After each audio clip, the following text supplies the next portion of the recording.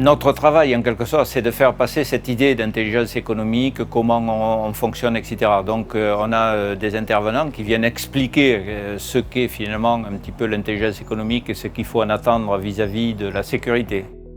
On a une personne qui fournit, par exemple, un certain nombre d'informations et une étude de cas.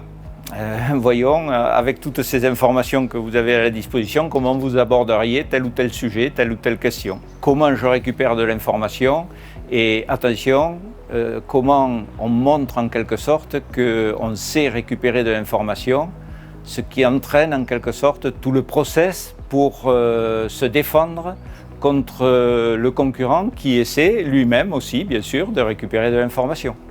C'est faire que les participants au master arrivent à s'ouvrir et à réfléchir sur ce genre de choses qui leur permettra d'être plus efficaces dans leur vie de tous les jours.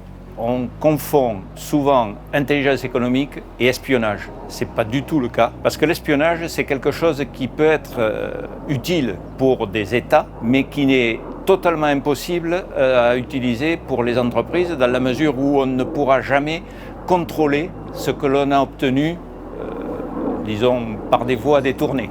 On pourrait modifier son propre raisonnement sur des données complètement fausses. On met l'intelligence économique à l'intérieur de la sécurité. Et moi, j'ai passé tout mon temps à expliquer qu'il fallait que les gens de la sécurité utilisent l'intelligence économique, parce que l'intelligence économique permet à n'importe quel salarié de voir ce qu'on peut obtenir comme information et qu'est-ce qu'il faut mettre en place pour s'en protéger.